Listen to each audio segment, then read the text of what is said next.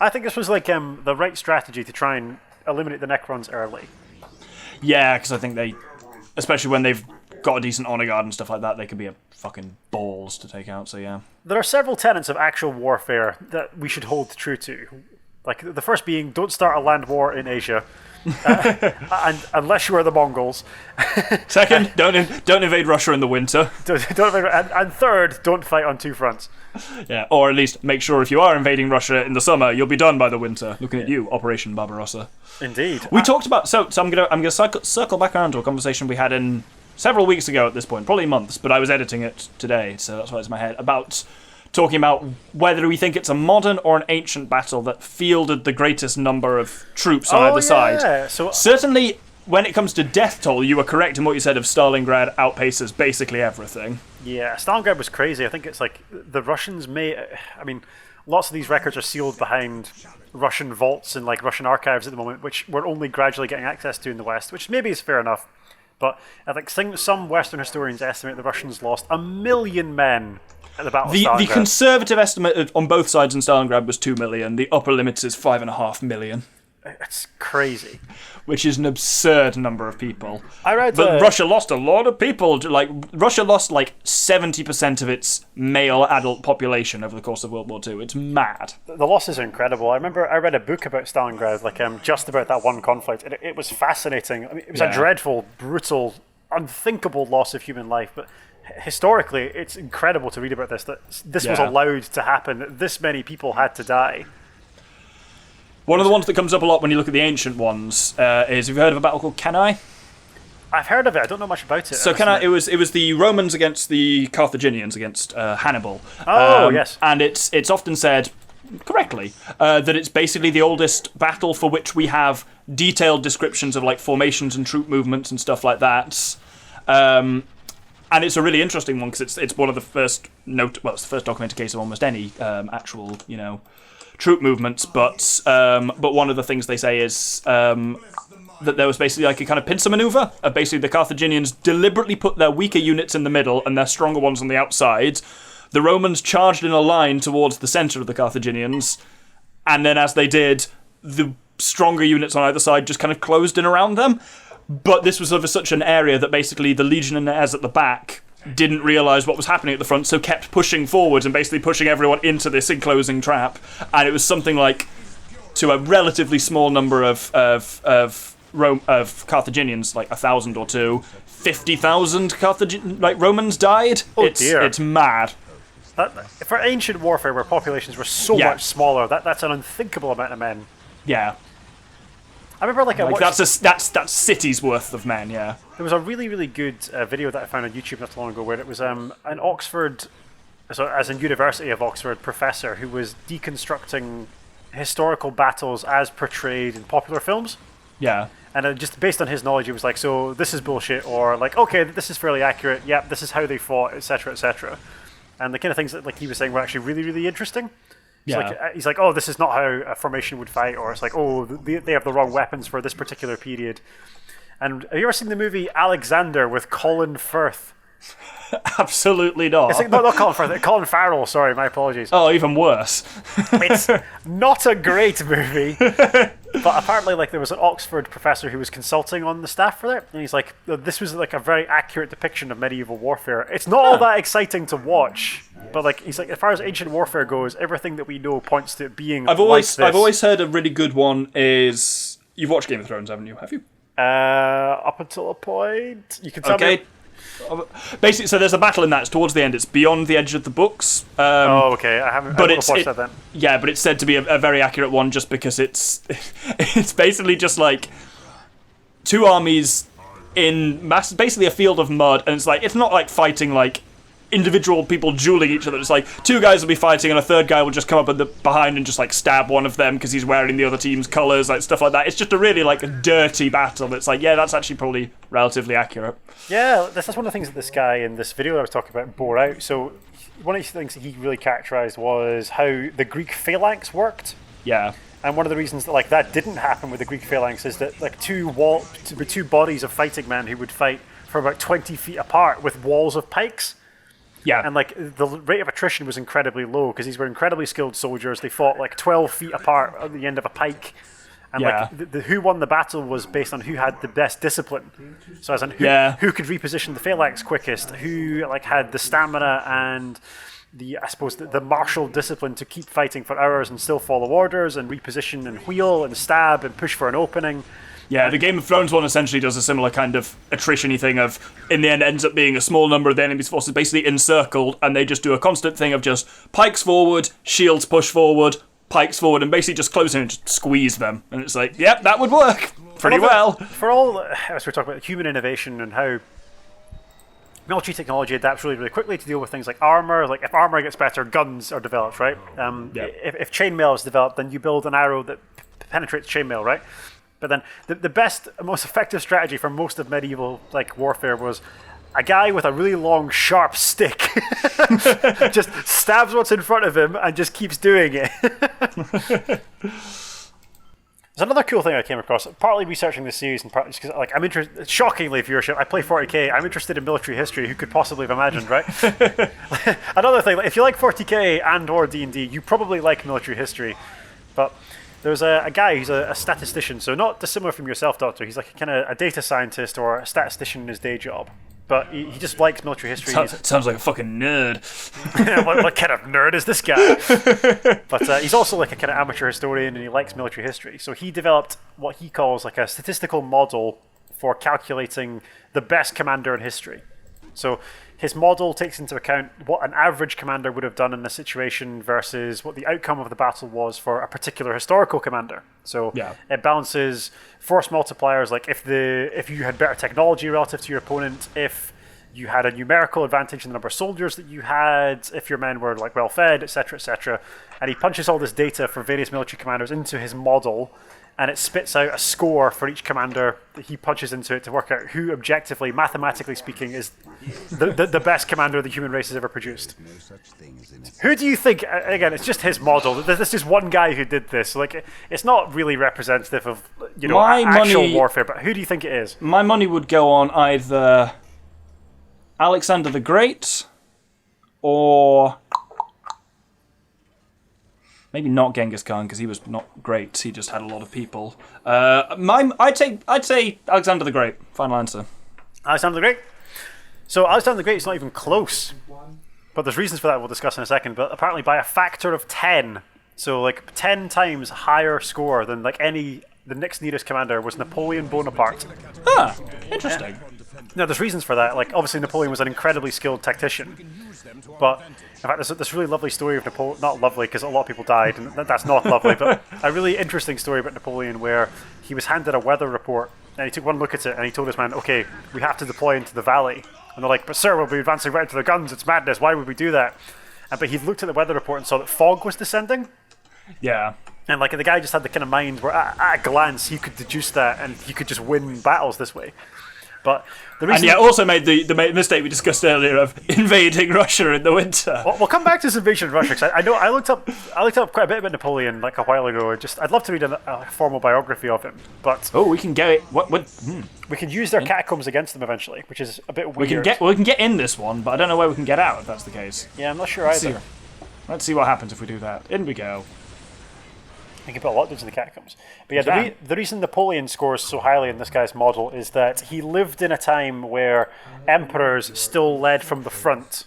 Yeah. But simultaneously in a time of science. So like everything about his forces were written down. Like we know how many men there were.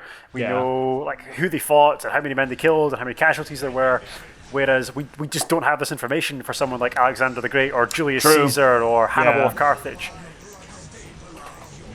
So, like, obviously, the model is somewhat flawed. It skews towards people who lived in a time of science, but who could also fight 100 battles in the course of a year. Yeah, because you need actual data one way or the other, yeah. Exactly. Apparently, even then, though, after Napoleon, the next highest scoring military commander was Julius Caesar. Ah. Yeah. But, of course, like lots of the data we have for Caesar is based on Roman propaganda, so... Yeah, that's often the issue. Whether we can trust that or not, who knows? Another thing I learned about Caesar recently, I honestly haven't, I'm not reading from notes viewership, but the conversation is flowing so naturally. Another thing I learned about Caesar was that So everyone knows he was killed by Brutus, or like his protege Brutus was part of the plot against Caesar. So for decades, Caesar had been sleeping with Brutus's mother. Like, so that's weird. Yeah, Brutus's mom was one of his concubines, and like she may even have been the love of his life. So like it's even there's some discredited reports that think that like Brutus may have been fathered by Caesar. But there's not a lot of credence to this, because like it would have to have happened when Caesar was about 15 years old. So like plausible, but not likely. Yeah. But basically, Caesar had been sleeping with Brutus's mom for a year. She was one of his concubines. And the feuds between Caesar and Brutus may have arisen not because Caesar was sleeping with his mom, but because he might have dumped her. It's just all manner of twisted in ancient Rome. Yeah. There's another really wonderful, I had a bunch of reading about Caesar recently. There's a wonderful historical account of him where he was captured by pirates as a young man. I've heard this one before, yeah, go on. So it's like a 19-year-old Roman nobleman. He was captured by pirates, and they sailed around the Mediterranean with him because they thought he was amusing. And the reason they thought he was amusing was because as soon as they captured him, like he wasn't bothered. He asked for wine in like the nicest cabin. And he said, like, you're going to have to kill me, because if you let me live, I'm going to find you and I'm going to crucify every single one of you. Which he did.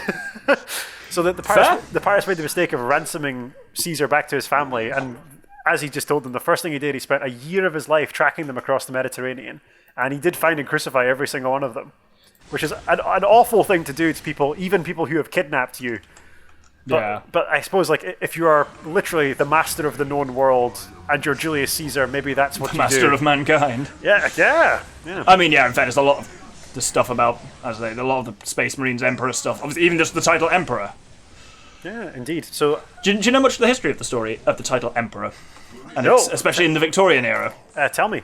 It was like one of the fucking biggest dick moves you could essentially pull was inaccurately referring to yourself as Emperor, which is why people were very reticent of using it. Like, Queen Victoria only styled herself Empress as Empress of India, specifically about when she'd conquered India, not about, like, Empress of Britain, because it was basically considered you're comparing yourself to Rome, which was basically viewed as, like, the height of civilization. Yeah, I remember there's a massive, like, Roman revival like in Victorian culture. Like, it's the first time that, like, Roman plays were really studied. It was the first time, like, Roman culture was really interrogated. Yeah. Right. Don't go too far, guys, because I do need you to... There we go. We're okay. I need to keep bringing my librarian up because all this shit's infiltrated. Oh, bollocks, we've been... Sure, no, we're not in a good way here. Right. But we're fine, but it's just, yeah, we've been busy talking about Caesar.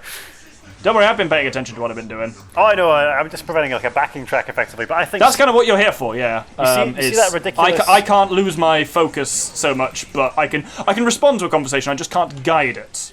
Yeah, you see that doohickey, the big obelisk that they've got? It's making them invisible, and I don't like it. Yeah, if we smash that, we should be okay. Yep, it's fine. I've got librarians over here, so I can reveal immediately their infiltrated stuff. I'm really glad we got that bonus librarian. This would be tough otherwise. Yep. I have got both librarians on the field now, yeah. But... If we tap Thule's hammer ability, not the orbital bombardment, it'll do bonus damage, which we might need to take out that destroyer, because it's pretty durable. Fair. It's a good Ooh, that's a good line. I fear no evil, for I am fear incarnate. It's good. It's real good. At least we've purged this area by the looks of it. Destroyed the beacon of the deceiver. Wonderful. Annoying bastard. Right, now let's go down and break this area. I think this opens up massively into like a huge, wide plateau, but we're doing the right thing. We're advancing by degrees. We're trying to grow our requisition by building additional strongholds. Yeah. Yeah, I mean, yeah, obviously you've vaguely been aware of what I'm doing. It's nice to have that extra unit cap and vehicle cap, it really is. Because I've just been constantly loading up the orbital relay with dreadnoughts and just dropping them in when it seems appropriate, which has been fun so far. Well, I mentioned we would talk about, speaking of grueling campaigns that take a lot of time and cost a lot of lives, so Napoleon tried to invade Russia. Yeah. So one of the reasons like he had such a high loss of life, so I think he invades Russia with something crazy like 500,000 men, and like 75,000 make it back to France. But most of them either die of disease or desert because the Russian army refused to fight him. Yeah. So like he just fought an advance across the steppes, and the Russian military burned the fields behind him and just wouldn't engage him in the open field because he was fucking Napoleon, and clearly like, it's a bad idea to fight Napoleon. So I think he may have actually got to St. Petersburg or Moscow, and he may have torched the city, I think. But like the campaign was meaningless because the Russian military just didn't meet him in battle. They just kept retreating. Yeah. Knowing obviously that he ain't gonna get anything, supply lines are gonna be a problem, and Russia itself defends itself quite well by virtue of being inhospitable. Well, apparently it's one of the great complications of the Russian geographical state is that they're a wide open steppe, right? There are no mountains between Central Europe and Russia. So anyone who has mechanized vehicles, there's nothing stopping them just rolling over the Russian plain. And the country's so vast, there are no choke points as such. You can't stop them with, in a mountain pass. Like, it's all just flat earth. Yeah. And if you've got fighting vehicles, there's not a lot you can do to stop them. Hence the German advance into Russia in World War II. Hence Napoleon's advance towards Moscow in whenever it was. But then also you have the fact that, because it's open and there's no mountains and stuff like that, the temperature will drop real fast. Yeah, which leads to an even more horrific loss of human life. Yeah. Like, that's the thing, like, we say... This is why discussing the actual body counts of Stalingrad is a bit difficult, because, like, most people died of, like, exposure, starvation, and disease, rather than, like, man-to-man fighting. But, I mean, don't get me wrong, there was a lot of that. Yeah. A disturbing amount of just, like, literally, like, dudes going, like, house-to-house fighting. There was a really brutal innovation at Stalingrad where they realised that they didn't have proper melee weapons, because, again, it was 1943, I think, 42, whatever it was.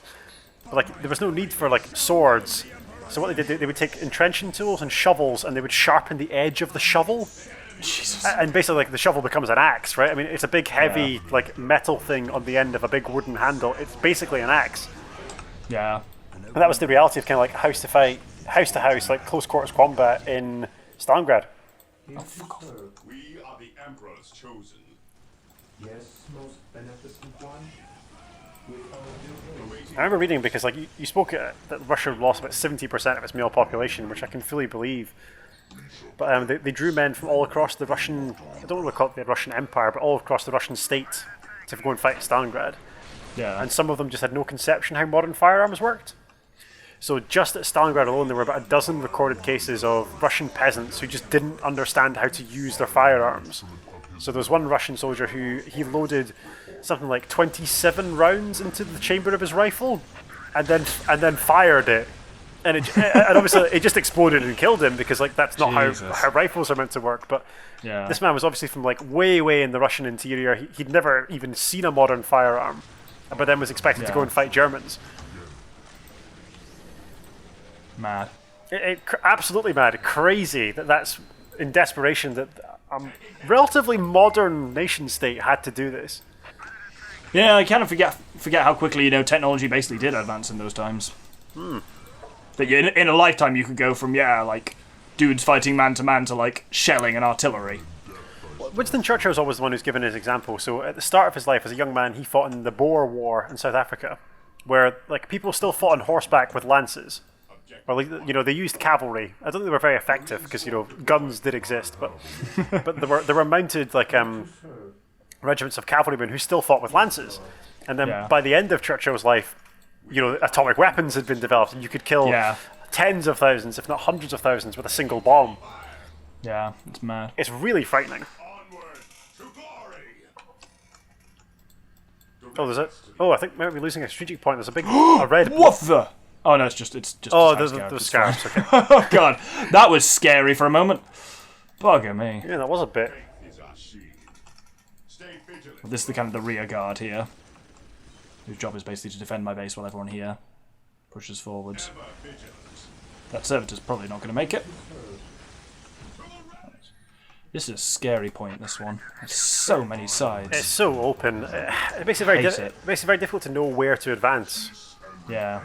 Again, like the game is really trying to build atmosphere that way. Like we're in an underground subterranean. Kind of succeeding, yeah. Yeah, underground subterranean environment against an implacable, unknowable foe. I want to believe this is deliberate because the game is otherwise very well constructed, but this level is a grind. Yeah. Yeah, it is. It's okay, Doctor. My interesting historical chat can continue. Hello, welcome to a military history with the Bard.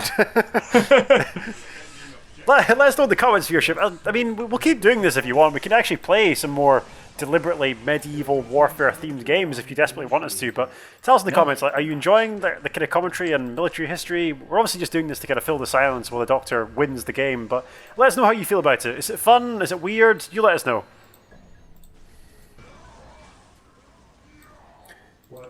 In this war of attrition, we're actually doing okay. Like, we don't seem to have lost a catastrophic number of Marines at any stage. Yeah, because I'm keeping close tabs on numbers and stuff like that and just making sure to reinforce whenever we're looking a bit rough. I am pretty sure that there's some of this mission which is entirely optional. I mean, yeah, there's... investigate the Necron energy sources is all optional. Oh, I never do all of that. Yeah, our job is support the Sanctum. I'm kind of happy to generally push that way. Yeah, I don't only have 8 minutes to get your commander to safety. I don't think I've ever bothered to do that fully. They got Immortal. Oh, shit. They do have Immortals. Immortals, like... They're the ones who have their tail... Oh, shit, they broke my Predator. Wow. Bastards. They'll be fine. The Necron Immortals have really cool tabletop models that I'm quite drawn to. One of the things people like about Necrons is they're very easy to paint, because they're basically just all metal with some... Yeah, with just a glowy one. It's a shame. Of all the colours you can paint Necrons, the default green is the worst. I really like... I saw a really good one the other day of someone had done them, like, kind of silvery flesh with, like, icy blue lights that looked really cool. That is cool. Again, like, some of the people who paint 40k models, or who just paint miniatures in general, like, they can elevate it to, like, an art form. Some of these miniatures are just gorgeous. Like, I wish I had that talent. I looked up after we... Oh, bugger off. Sorry, our Dreadnought's still there. He can still kick ass and take names. Yeah. It's not a squad, it's a servitor. No, I looked up after we talked about it, the Titan models. Oh, they're crazy. The most, like, normal ones are the Warlord Titans. Warhound Titans. Yeah, they're like, what, a foot? Like 50 centimetres, I think they are, which is not absurd. A bit daft, but not absurd. But yeah, then like the Imperator ones are like massive. I think it's Warhound, Imperator, and then I think the Warlord class Titan is the largest model Titan you can get. Yeah. But like, then it's there's crazy. One way, it's you can buy it on thousands of pounds. Yeah, you can do like a build your own for one of them where you like select the weapons and stuff like that. And it costs about two grand. I had a look. I've seen it on a table once. I was in a Games Workshop in Glasgow, and there's a guy who had brought his own Titan, like for a special game, because you can't just bring this to a regular game of 40k because it's impossibly powerful. But he told his opponent, "I'm going to bring a Titan," and like they obviously like prearranged, but they had to give him a special reinforced table to put the model on because it's so heavy. Yeah. Usually, like, it's not an individual purchase. Usually, if you're going to buy a Titan model, then... club together or something, yeah. Exactly. Well, literally, like a Wargames club would buy a Titan. Yeah. Which makes sense. So, viewership, I'm going to let you in like another secret facet of my nerd. So, I'm a member of a Wargames club. What's the name of my Wargames? Secret, perhaps. Surprising, absolutely not. Yeah, but we did a really good games day once. It was like a massive all-day event where we played, like, there was 3 tables. Each table had 6 players apiece, 3 against 3. And we did a bunch of interlinked, like, games of 40k. So that's cool. The things that happened on table 1 would affect the outcome on table 3. And the idea was that it was different theatres on the same planet. So if table 1 succeeded, then table 2 might get extra reinforcements, or if table 3 succeeded, they might get to call in an orbital bombardment. And there was this kind of epic all-day struggle that came right down to like the final hour of gameplay. A wonderful experience. Again, 40k is just nice because you explicitly have to play it with someone. It's like D&D. It's an explicitly social enterprise. You cannot play this game on your own. And again, viewership, if you would like the Doctor and the Bard to play some 40k together when the Doctor and the Bard can actually get together in the same room, which we're very much... that's the main limiting factor at the moment, is restrictions. Yeah, which we are looking forward to. I think technically we can do it now. It's just whether... I was up in Scotland not long ago, but it's just, whether it's the best idea. It's not even as much... I'm happy to come and see you. I think it's more... We now have to plan far enough in advance that by the time it gets to... the date we have set, the restrictions may have changed by the time we've gotten there. And it's not like, obviously, you can bring a fucking table down to down to England to play with. I actually have a folding 6x4 table. Of course you do. Why did I make a joke like that? Obviously, should have seen where I that was thought you were going. taking the piss, but I actually do have a folding table. Oh, dear me. Of course. I could bring it. It would be heavy as sin, but I could bring a folding table to England. Oh, did you have, by the way, have you had your COVID shot yet? Oh, yeah, so... How did you find it? Yeah, for the viewers' sake, the Bard, not good with needles. No, the Bard is not good with needles, so I had to go with my partner, and like even she said... She's a vet. And she said, like, I've stabbed animals who, like, were not this horrified. Oh, shit, whoops. No, don't do that. Yeah, so, like, even the nurse who administered my vaccine was like, you should go and speak to a doctor about this. I was like, oh, okay. It was not great. I did get a jag. I didn't pass out. I didn't try and run off into the wilderness to try and escape. So, but it wasn't great. I really don't like it. Well, it's fine. You only have to do it once. Oh, no way! Yeah, here for the benefit of like maybe our American audience, for here in the UK, we get 2 vaccines. We get one and then we get a booster. Whereas It's the same in the American ones, yeah. is it, I thought they got the Johnson & Johnson vaccine. Where they? But they mainly still have Pfizer and Moderna, which are both double shot. Oh, okay. Well, then you guys know what we're talking about. Yeah, like the really scary thing is like I'm becoming more fearful of injections. So that's bad. Yeah, like the last 5 years, I've had more injections than I had for the previous 15. But yeah, I was more afraid this time than I was the last time I went for an injection. So like, I keep freaking out because the fucking tomb spiders are in our base. yeah, I think because It's because, yeah, they're there permanently. They always are. but if they were playing as like a conventional like PvP player, then they could rebuild those. Just the AI Yeah, doesn't they're just do that. not for what. Oh, which is, I mean, I'm not complaining. actually, I think when our Probably does at some point. There's some bullshit. yeah, there. after we plant the bomb, I think lots of their forces come back to present a barrier between our commander and the exit. Yeah, I mean, I'm assuming it's not just a case of running back. I mean, it is, but not just a straight run. No, I think they throw up all sorts of nonsense. That sounds about what I'd expect.